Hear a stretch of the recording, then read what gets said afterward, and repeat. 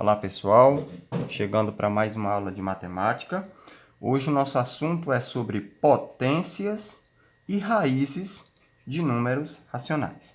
Professor Juscelio aqui, vamos dar sequência. Vamos começar por potenciação. O que é que diz a regra?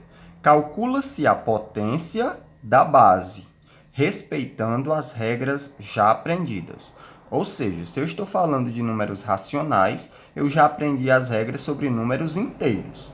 Então, aquelas regras que eu já aprendi, elas continuam válidas. Entendido? Continuando, pessoal. Alguns exemplos. Aqui nós temos a base e temos o expoente. Eu tenho menos 3 elevado à quarta potência. Isso quer dizer que eu tenho o menos 3 vezes menos 3 vezes menos 3 vezes menos 3. Eu tenho ele 4 vezes. Então, 3 vezes 3, 9. Vezes 3, 27. 27 vezes 3, 81. Número negativo de expoente par fica positivo. Aquela regra que eu aprendi dos números inteiros permanece. Simples, né? Agora eu tenho um número decimal, 0,1 ao quadrado. Então, vai ser 0,1 vezes 0,1. Arma a continha, vamos multiplicar. 1 vezes 1, 1. 1 vezes 0, 0. 0 vezes 1, 0. 0 vezes 0, 0.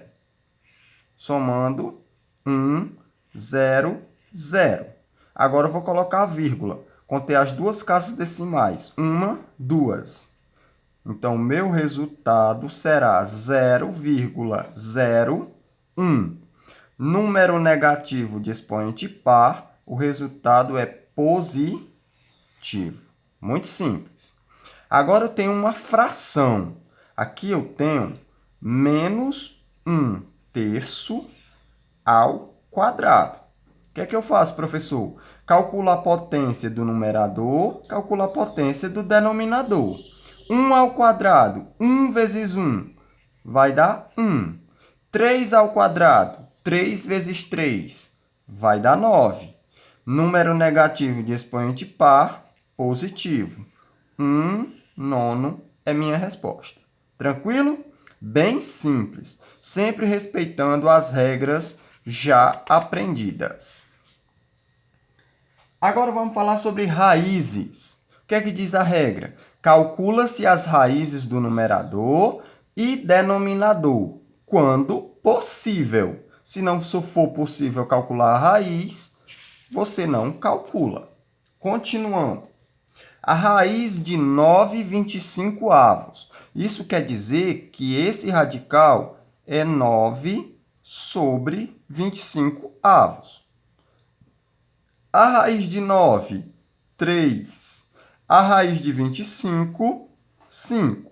Então, a raiz de 9/25 é 3/5. Simples assim.